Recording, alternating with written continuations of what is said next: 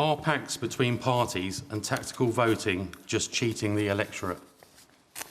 Well, there's been quite a bit of that going on in this election, and I have to say more than I can ever remember in the time I've been covering politics. Alex? Oh, wow. Well, this is the question I've been looking forward to, because actually, do you know what, Simon? I think pacts are such a disappointment. I think that every voter in this country should be able to have their first choice of candidate, and that parties should campaign on merit, on policies, not on blackmail, not on fear. So you must be very unhappy with your leader, then? I'm very disappointed in what's happened, but I want to give a bit of You're very context. disappointed with Nigel Farage? No, I'm not disappointed with Nigel. I'm disappointed in the situation he's found himself in, which I think is a result of this ongoing duopoly. And I want to make very clear tonight that what we have witnessed in the last few weeks, and actually today especially, this key moment in the electoral cycle, when we are supposed to be sending forth candidates to meet a deadline and say they're standing in this constituency, there has been an operation coming out of CCHQ, coming out of 10 Downing Street. What is under the Tory tree this Christmas? Is it a peerage? Is it penance? Have you been naughty or have you been nice? They have been interfering in our selection of candidates, our placing of candidates. They've been incentivising people to step down. It has been interference on an industrial scale. They have been acting like feudal overlords, frankly. They think that suffrage is something that's universal if it just applies to their party. What are they afraid of? That they have had to go after thousands of phone calls to individual candidates from the Brexit Party to say, stand down, you can get this, or stand down or this. Leave us alone. If you can't win on your own merits, then really, you shouldn't be a chairman of a party in this country. Go to Venezuela. This is a multi-party state, and you guys have to get used to that. Well, we certainly got going, haven't we? James, would you care to respond to Alex? I don't agree with electoral pacts, which is why we, as the Conservative Party, haven't done one. We've put candidates across the country. We are a party that campaigns in all parts of the United Kingdom. But hang on, that's not what Alex is talking about. What Alex is talking about is a reference... that was asked. Well, but Alex has made some very, well, I'd say pretty serious allegations about the Conservative Party. And completely Party. unfounded. OK, so you're saying that what Alex is saying and what Nigel Farage has talked today about 8 candidates in particular being offered peerages by the Conservative Party is not true? Because you'd know. I would know, and it hasn't happened. I mean, it's definitely not true. So the point I've made, we have not made, and we do not make, deals with other political parties. We have stood candidates in every part of the United Kingdom. We have been asked to make election pacts, but I'm very much of the belief that political parties should put forward an agenda against which they are judged.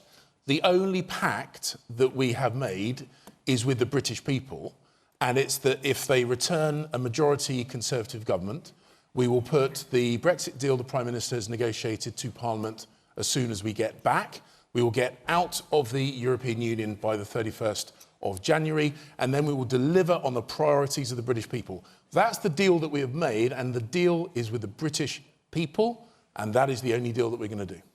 So, when Boris Johnson was talking on Sunday night about the fantastic new trade agreement with the EU by the end of 2020 will not extend the transition period beyond the end of 2020, which for many people was the first they'd heard of that. That wasn't a message to Nigel Farage. That wasn't a cue to him to be able to stand down no, it's a message Brexit to the British Party candidates in Tory-held seats. No, we've made it clear right from the get-go that the only way that Brexit is going to be delivered is if the Conservative Party in government has a sustainable, working majority. That's what we're working towards.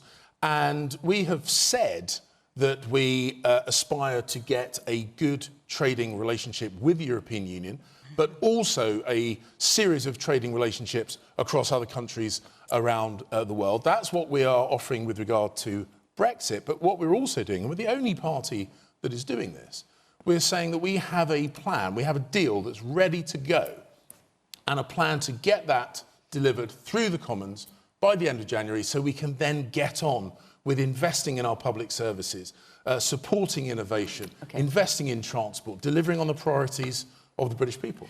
Simon, you asked a question. What's your view? I just think if there are 5 parties, you should have a candidate for each one and it should be your choice. If they start getting pulled out for different reasons, we're the ones that are getting cheated. So you think you're being deprived of choice? Yeah, definitely. So, Liz, obviously that's exactly what this Remain alliance that Plaid Cymru is part of is withdrawing candidates from certain seats to allow the strongest candidate who's for Remain to stand. And what I would ask the question to you, Simon, is that we have this anachronistic first-past-the-post system in the United Kingdom, and that, frankly, does not work in favour of the issue at question here. Now, the issue, the crisis of our times, whichever way you look at it, is how we're going to resolve Brexit. And within Wales, but working with a Remain alliance of the Lib Dems and the Green Party, looking actually to give the option to voters as who do you vote? If you want to vote for Remain in this general election, then who is the best shot that you have of getting a Remain party back in? Otherwise, what we're hearing, and we heard this from Brexit and from the Tories, and I wonder we might hear it from Labour too, from somebody looking at the outside at Westminster, this is all about the interests of the big parties. Yep. And they're arguing amongst themselves about how best to do that. And there's something rather ironic to me about listening to James talking about the Tories here, but also with the Brexit party as well. And, you know, Alex, it does seem that you are somewhat miffed about the present situation with the Tory party. But why has Nigel Farage got himself into this position? Well, it's really, he is being cursed by his own success, because if you look at the state of the Tory party now, what used to be a friendly family Labrador, like to present itself as that, has now actually become a rabid pit bull. And the state of politics in the United Kingdom, what we should be doing as politicians, and I would hope that many of us as politicians got into politics to make a difference to our communities. But what we've got here is just the interests of the parties rather than the major issue, and politicians should be dealing with issues, and with our voting arrangements as things stand, this is the best way of answering that conundrum. I'm not sure anyone would ever have described Margaret Thatcher as an old family Labrador, but, you know, call me old-fashioned. Yes, the man in the glasses there. You're talking about the job of politicians. Let me tell you what the job of a politician is to do. It's to represent their constituents, to vote with what they wanted. 17.4 million people voted to leave the European Union, and there's one party representing the will of the people, and that's the one party that has promised to leave the European Union with a very good deal negotiated by our Prime Minister, and that's the Conservative Party. The woman in the orange sweater. That very frustrating, because you say we voted to leave. You're in Brighton and Hove. 68% of us voted to remain. Okay. I would like to make my point, because I get so frustrated about this. We are a country divided. I think we can all agree on that. The Tories and Brexit Party want this no-deal, terrible deal. It's going to be terrible for our country. Liberal Democrats, they want to cancel Brexit, which in my heart I'd love to do, but we can't, because that would just be terrible for our country. The only option, as far as I can see, is to go to a second referendum. And are you convinced by that at all? Are you convinced by that at all? Absolutely not. My answer would you to be, if you want a second referendum, you either vote for the Liberal Democrats, who will scrap Brexit full stop, or you vote for Labour, who will go with the deal and now campaign against their own deal. My goodness, what sort of policy is that? My question is this. What makes you feel qualified to claim that if there was a second referendum, the people would vote differently? This country voted to leave the European Union, and under our constitutional rule of law, it is our job to represent public opinion, and a government's job to deliver the will of the British people, and that's what the Conservative Party will do.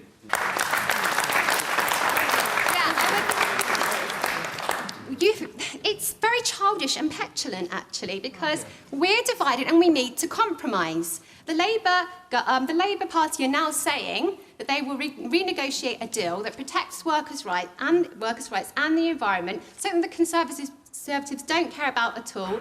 They'll put that back to the people, and the Remain will be on the ballot. Now, that to me seems like a really sensible compromise. OK, well, let's come back to the panel and the original question, which is about, are pacts between parties and tactical voting just cheating the electorate? Clive, can you see Labour doing any pacts?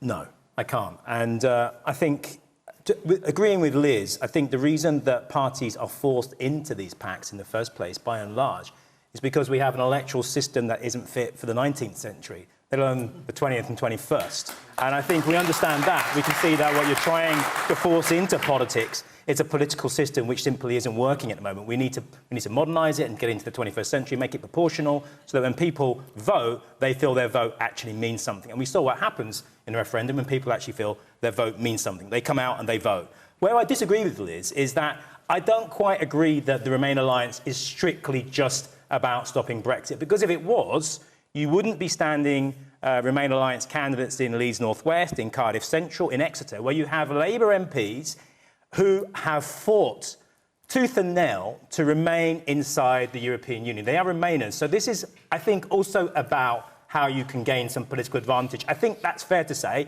I'm not having a dig. I think we just have to be honest about what the Remain alliance is about. But when it comes to the Brexit Party and the Conservatives, and I did enjoy watching that exchange, I must say, it's a guilty pleasure. I think the point that was made was that there has been no electoral pact made with a political party. The Conservative Party doesn't make pacts with political parties. Well, first of all, you don't need to, because you have now become the Brexit Party, in effect. And secondly, you don't need to make a pact with a political party. There isn't one. This is Nigel Farage's personal fiefdom, as Alex and others have now found out. There is no democracy in that party. Nigel Farage can do exactly what he wants, and he has. And I think that tells you everything you need to know about the Brexit Party. It isn't actually a political party. It is a wing of Nigel Farage's own personal political perspective on what he wants to happen, and that's what it actually is.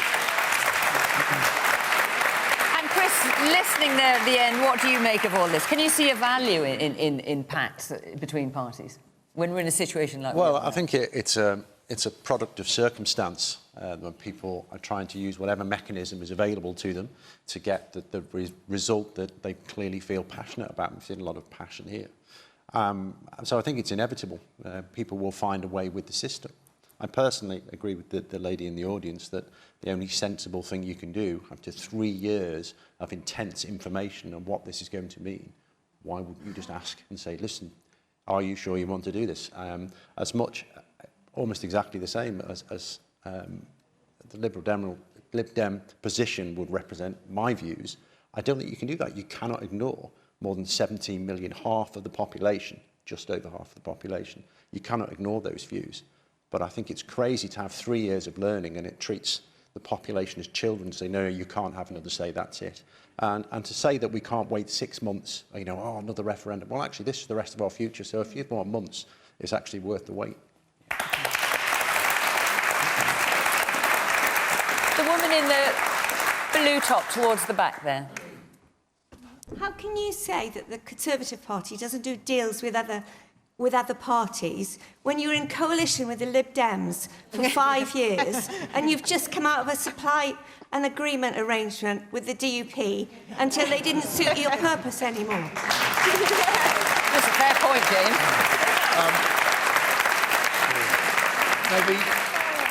So the question was about electoral pacts, and we don't do electoral pacts with other parties. No, you just bully them. In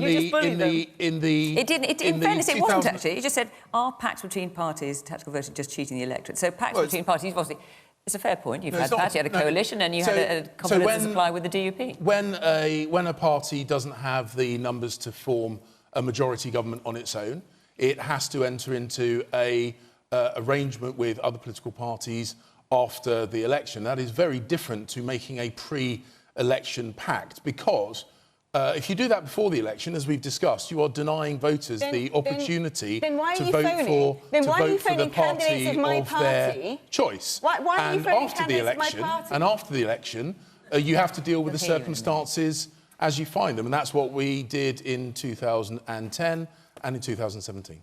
So why are you phoning? Well, maybe not you, I don't know what you've been up to today, but why have loads of people in the Conservative Party been phoning candidates for my party, begging them to stand down, offering them this, threatening them that? Why have you been doing this if that's not a form of trying to form some sort of strange operation? Alex, how do you know this is true? Is this I've been receiving personal messages from people saying, yes, it's happened to me, and yes, it's happened to me. Now, either I've got a whole load of people telling me these things are happening and they're all simultaneously lying about it, or something is afoot here. And I find it alarming that the party that's just been in government is using their power of patronage to essentially coerce candidates in a different party to not run in a free and fair election. I think that's a bad sign for democracy. Look, it doesn't matter how you vote, OK? You don't have to love the Brexit Party, you don't have to love Nigel Farage, but I think it's not right when a party with power who's been in government is using that by offering tidbits and promises, or Lord knows what else, to try and make sure there's no competition. That, to me, should never happen in 21st century democracy. And I agree, actually, with Labour and Plaid on the fact that the system we have is not fit for purpose. It's a duopoly. It means that you guys have no choice at election time. You're threatened with, if you don't vote this, you get the other. OK, so, James, let's get it on the record, then. Are you categorically denying that any of those kind of calls have been taking place? No, I tell you what will have happened. Well, no, you're not denying Not it. denying. Just so I'm clear. Not denying.